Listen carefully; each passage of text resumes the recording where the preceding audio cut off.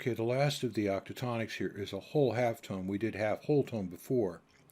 Let's look up at the letter names. We see a C, D, E flat, F, G flat, A flat, a B double flat, and a B natural, then a half step to the C. We look in between the letter names and the simple forms of the scale, and we see that the chord scale formula of whole, half, whole, half, whole, half, whole, half. That's why they're called equal interval. They're just the same thing. They keep getting repeated. The scale formula is 1, 2, flat 3, 4, flat 5, flat 6, and a double flat 7, then a natural 7. Well, the 1, flat 3, flat 5, double flat 7 is a full diminished. If you substitute the double flat 7 for a natural 7, you get a diminished triad with a major 7th tone in it, and it's actually a very beautiful chord if it's used appropriately.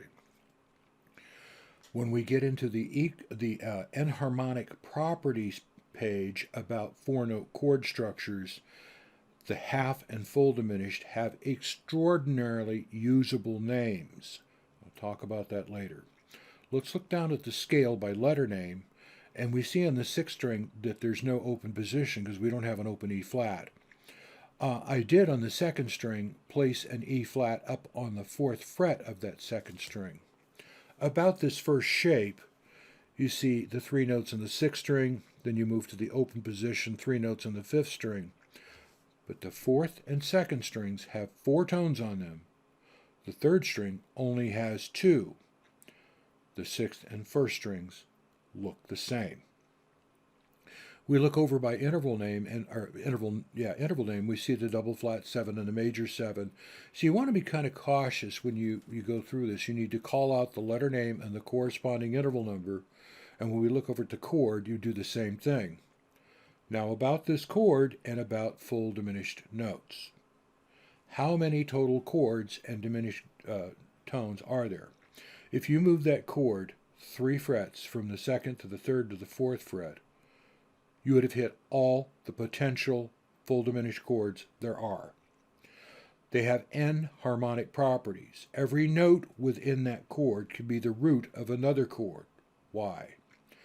Full diminished chords are built in pure minor thirds. It's like a square. There's no longer side. No matter which way you turn it, you see the same square. The full diminished chords do the same thing. Sure, in this case, the G flat is flat 5, the E flat, flat 3, the B double flat, the double flat 7, and the C is the root. But the G flat could be an F sharp. The E flat could be a D sharp. The B double flat could be an A, and the C could be a B sharp. That chord shape is extraordinarily usable. And you go through your systematic inversions up the fretboard, that shape doesn't change. If you move from that flat 5 in the bass to the next tone would be the double flat 7 in the bass, then the root, then the flat 3, you'd get the same shape every 3 frets. So this one would be at the 2nd fret, the next note, the B double flat would be at the 5th fret. You would go 2, 3, 4, and you'd be in 5. Let me talk about that for a second because I said 3 frets, and most people will count the 1st fret they move to. So in other words, most people would count that 3rd fret as 1, 4th fret 2, and the 5th fret 3. On the other hand, if I wanted to really push the issue, I could say every 4 frets because it's a minor third. Half step, whole step. So that can be a little elusive, but it's the same chord in every inversion. Let's listen to this.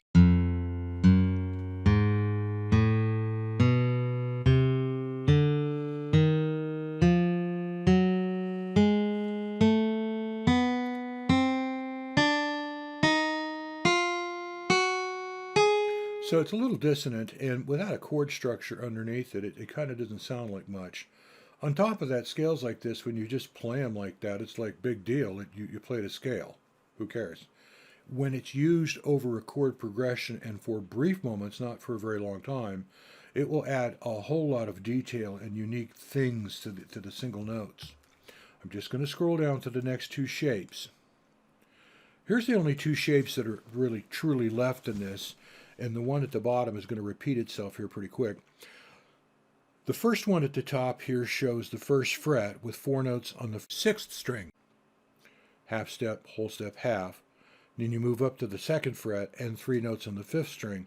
But when you move to the fourth to the first string, you start to see that they stay at the same frets between the first and fourth, and the fourth string goes whole step half, the third string goes half step whole, the second string goes whole step half, and the first string goes half step whole.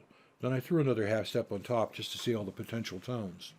This is why they're called equal interval. That's really all you're going to see is that. Over on the far right, let me talk about this chord structure for a second. This is called a wide interval voicing, and the G flat to the C are on the sixth and fifth strings, and the B double flat to the E flat are on the third and second strings. The C to the B double flat is enharmonic to an A, and that would be a distance of a major sixth in the middle of it. Every note in that chord could be the root of a new chord. If you move that shape 3 frets, you will hit every possible chromatic tone.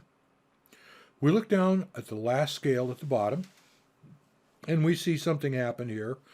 What's identifiable about this is you have on the sixth string whole step half, but the fifth string has 4 notes on it. B to C a half step, whole step D, half step E flat. Then between the fourth and first strings, we see something happen where we have a third fret, half step, whole step. On the third string, second fret, whole step, half step. On the second string, third fret, half step, whole step. And then onto the first string, second fret, whole step, half step. Again, it's called an equal interval pattern. We look over to the far right and we see the chord voicing. What I'm trying to do in this particular grouping is to give you, so the root is in the fifth string, and then you see this D-looking shape on the third, second, and first strings. And that can move every 4 frets. Go back up to the scale up above that starts on the fourth tone. Yes, these don't really technically chords. These chords don't really fall into the cage system. Although, had I wanted to, I could have put that G flat on the second fret first string, and that would have showed you the root flat 5 that fits against the scale, starting from 4. I'm going to scroll down real quick. We see that scale fingering with 4 notes on the sixth string, 3 on the fifth, then the equal interval shape of 4, 3, and 2. Then this scale shape looks like the one we did in the open strings, but now it's starting from a fret. This scale shape has 4 notes on the fifth string and that staggered position. And this scale has 4 notes on the sixth string, and this is that one where the fourth to the first strings are all the same. So when you play these, you need to play the chord first, get it in your ear, then recite the letter name and the corresponding interval number. And that was the whole half tone.